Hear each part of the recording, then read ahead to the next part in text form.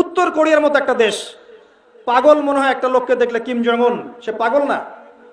খেতে পারুক না পারুক ক্ষেপণাস্ত্র বানিয়ে রেখে দেয়, ভাত খেতে পারুক না পারুক ক্ষেপণাস্ত্র বানিয়ে রেখে দেয়, একটা গরম দেখালে ক্ষেপণাস্ত্র মেরে দেবে একটা।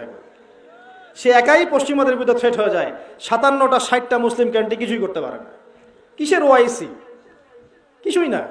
একসাথে বসে খালি আমেরিকার পশ্চিমাদের দাসত্ব করা, ওদের ওদের চরকায় তেল দেওয়া, এটা ছাড়া কোনো কাজ আছে? রাশিয়ার মতো একটা দেশ, সে একাই সারা পশ্চিমার বিরুদ্ধে দাঁড়াতে পারে, আর এই 57টা মুসলিম কান্ট্রি মিলে ওদের বিরুদ্ধে দাঁড়াতে পারে না। চিন্তা করেছেন? চাইনিজদের মতো একটা দেশ, সে একাই পশ্চিমাদের বিরুদ্ধে দাঁড়াতে পারে, সমস্ত মুসলিম কান্ট্রি মিলে যা করতে পারে না, রাশিয়া একাই সেটা করে ফেলে, চায়না একাই সেটা করে ফেলে, উত্তর কোরিয়া একা করে, ভেনিজুয়েলার মতো একটা দেশ, ছোট্ট একটা দেশ, সে করে ফেলে। কিন্তু আমাদের সেই শক্তি হয় না, সেই ক্ষমতা হয় না। হবে কিভাবে?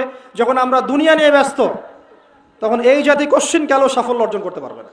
এবং আমরা যদি সেরকম প্রজন্ম তৈরি করতে না পারি, আগামী দিনে মুসলিমদের অধঃপতনকে ঠেকাতে পারবে না।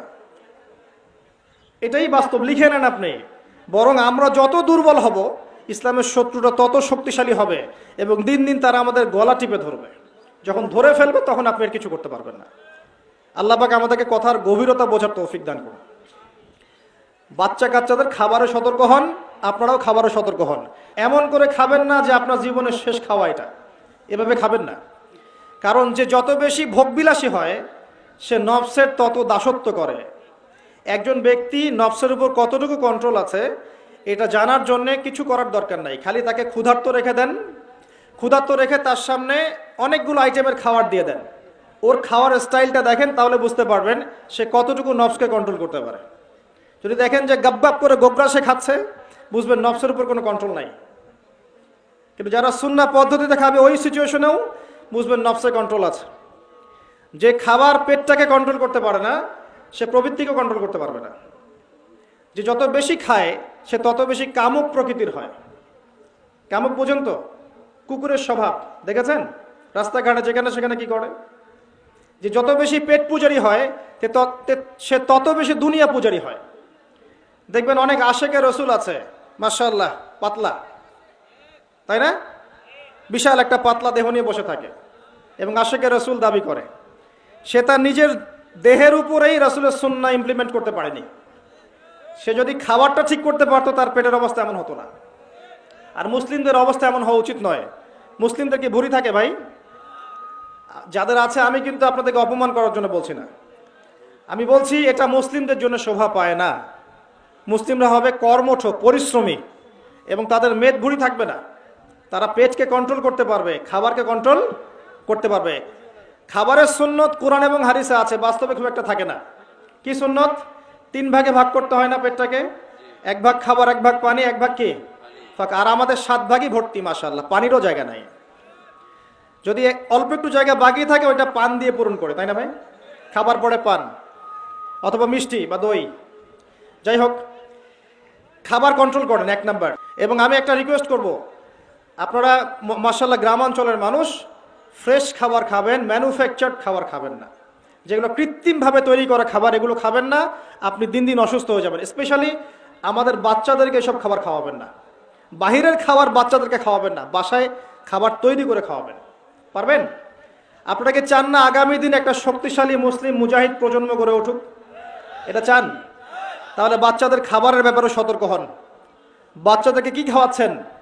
এই খাবার খেয়ে খেয়ে অসুস্থ হয়ে যাচ্ছে দিন দিন। আমাদের বাপদাদা চাচাদেরকে দেখেন, আমাদের চাচাদের বয়সী যারা আছে এখানে, দাদাদের বয়সী, তাদেরকে দেখেন, তারা আমাদের চেয়ে বেশি শক্তিশালী। আপনি পারবেন না তাদের সাথে কুস্তিতে, পাঞ্জায় পারবেন না, ট্রাই করে দেখেন, পারবেন না। এই বয়সেও তারা আপনাকে হারিয়ে দিবে। তাদের খাবার ছিল ফ্রেশ, তাদের বাতাস ছিল ফ্রেশ, তাদের এনভায়রনমেন্ট ছিল ফ্রেশ, তারা এসব এই রেডিয়েশনের মধ্যে ছিল না, দুর্নীতিগ্রস্ত খাবারের মধ্যে ছিল না। এখন খাবারে ভেজাল, পানিতে ভেজাল, আপনার টাকায় ভেজাল, সব কিছুর মধ্যেই ভেজাল। কারণ পুরো দুনিয়াটাই এখন ভেজাল। এটাই সেই জামানা, যে জামানা সম্পর্কে নবীজি বলেছেন, এখানে সত্যবাদীকে বলা হবে মিথ্যাবাদী, মিথ্যাবাদীকে বলা হবে পরম সত্যবাদী। মানুষ আমানতদারকে বলবে খেয়ারতকারী, খেয়ারতকারীকে বলবে চরম আমানতদার। মানুষ সত্যকে মিথ্যা করবে, মিথ্যাকে সত্য করবে। আর এই কাজটা করবে কারা? এই কাজটা করবে এক শ্রেণীর মিডিয়া। তারা রাতকে দিন করতে পারে, দিনকে রাত করতে পারে। মুসলিমরা যখন তাদের অধিকারের জন্য লড়বে তখন দেখবে মিডিয়া বলবে এরা সন্ত্রাসী, ঠিক আছে? আর যখন পশ্চিমারা একে অপরের সাথে লড়বে তখন বলবে এটা হচ্ছে মানবতা বিরোধী অপরাধ, তখন বলবে না যে এরা জঙ্গি, এরা সন্ত্রাসী, এটা বলবে না। এই ইউক্রেন রাশিয়ার যুদ্ধ নিয়ে কেউ কি জঙ্গি শব্দ ইউজ করেছে, সন্ত্রাসবাদ শব্দ ইউজ করেছে? কিন্তু যদি ফিলিস্তিনিরা ইহুদিদের বিরুদ্ধে লড়তো তাহলে বলতো এরা সন্ত্রাসী। আমার একটা বাড়ি আছে মনে করেন, আমার বাড়ির দরজায় কিছু মানুষ আসলো, এসে বলল আমাদের থাকার জায়গা নেই, খাবার নাই, আমাদেরকে থাকতে দাও, খেতে দাও। এখন আপনি মুসলিম, মাশাআল্লাহ, আপনার মনটা অনেক বড়, আপনি দরজা খুলে দিলেন, আসো ভিতরে আসো, বসো। আপনি বসালেন, আপ্যায়ন করলেন, খাওয়ালেন, পড়ালেন, সব করলেন। এবার কয়দিন পর তারা জোট গঠন করে, একে অপরের সাথে জোট গঠন করে আপনাকে আমাকেই বাড়ির থেকে বের করে দিল। কথা বুঝতে পারছেন? আপনি আপনার বউ, আপনার বাচ্চা, আপনার সন্তান নিয়ে বাড়ির বাইরে এখন। এবার তারা দরজা বন্ধ করে দিয়েছে, আপনি বাইরে দাঁড়িয়ে দরজা নক করছেন, আমার বাড়ি আমাকে ফেরত দাও, আমার দরজা খোলো, আমার বাড়ি আমাকে ফেরত দাও। তখন এরা সারা বিশ্বকে বলছে এই যে সন্ত্রাসী আমার বাড়ি দখল করতে আসছে। কথা কি বুঝতে পারছেন? এই হচ্ছে বর্তমান ইসরায়েল আর ফিলিস্তিনের চিত্র। বিশ্বের বিভিন্ন জায়গায় মুসলিমদের এখন এই চিত্রই। আমাদের বাড়ি, আমাদের জমি, আমাদের ল্যান্ড সবই আমাদের, দখল করা হচ্ছে, আমরা অধিকার ফেরত চাচ্ছি, বলছে সন্ত্রাসী, জঙ্গি। মানে এই শব্দগুলোকে দিয়ে ইসলামকে বিতর্কিত করছে সারা বিশ্ব জুড়ে। আল্লাহ পাক এই জালেমদেরকে অচিরে ধ্বংস করবে ইনশাআল্লাহ তাআলা, যদি আমরা সেরকম প্রজন্ম করতে পারি। কারণ আপনার আমার দ্বারা খুব একটা খেদমত হবে বলে আমার মনে হচ্ছে না। আমরা যে জীবনযাপন করছি আমাদের দ্বারা ইসলামের খুব বেশি খেদমত হবে আমার মনে হচ্ছে না। অ্যাটলিস্ট আমি নিজেকে দিয়েই তুলনা করছি আর কি, নিজেকে দিয়েই তো বুঝি, আপনার দিকে তাকানোর দরকার নেই আমার। আমরা ঘুমাচ্ছি, ঘুম থেকে উঠছি, স্ত্রীর সাথে সময় কাটাচ্ছি বা গার্লফ্রেন্ডের সাথে সময় কাটাচ্ছি, বা আমরা পড়াশোনা করছি একটা চাকরির জন্যে, একটা ব্যবসার জন্যে, কি খাবো, কি পরবো, কবে একটা বাড়ি হবে, কবে একটা গাড়ি হবে, কবে স্ট্যাটাস হবে। দিনের কথা তো পরে, দিন পরের বিষয়। আগে আমি নিজে বাঁচি, তারপর দিন। দুনিয়া আগে ঠিক থাকবে, তারপর দিন। আমাদের চরিত্র এখন এমন। কয়জন যুবক চিন্তা করে যে আমাকে আল্লাহ পাঠিয়েছেন এই দুনিয়াতে আল্লাহর দিনের খেদমত করার জন্যে? কয়জন যুবতী ভাবে যে আল্লাহ আমাকে এই দুনিয়াতে পাঠিয়েছেন তার দিনের কিছু খেদমত করার জন্য? আমার কাছে আল্লাহ কিছু মেহনত চান। যদি আমি কিছু মেহনত করি আর সবাই কিছু কিছু করে মেহনত করে, সবার মেহনত একসাথে হলে ইসলাম বিজয়ী হবে ইনশাআল্লাহ। এরকম চিন্তা কয়জন করে? সবাই পড়ে আছে দুনিয়া নিয়ে। ইভেন দাড়ি টুপিওয়ালা মানুষ যারা এখন, যাদের মধ্যে অনেকে এইসব চেয়ারেও বসেন, তারাও দেখবেন এখন দুনিয়া নিয়ে ব্যস্ত হয়ে আছে, দুনিয়ার নেশায় মত্ত। আর এগুলো আমার চেয়ে আপনি ভালো জানেন না, আমি ভালো জানি। দুনিয়ার নেশায় মত্ত। যখন দুনিয়া হয়ে গেছে মূল লক্ষ্য, তখন আল্লাহ পাক এদেরকে সরিয়ে দিয়েছে।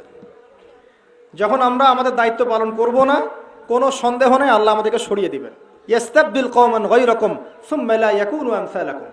তোমরা যদি ওয়াইন তাতাওয়াল্লাও, তোমরা যদি মুখ ফিরিয়ে নাও, আমার এই দিনের দায়িত্ব থেকে মুখ ফিরিয়ে নাও, তাহলে আল্লাহ পাক অন্য সম্প্রদায়কে তোমাদের জায়গায় নিয়ে আসবেন এবং তারা তোমাদের মতো অপদার্থ হবে না।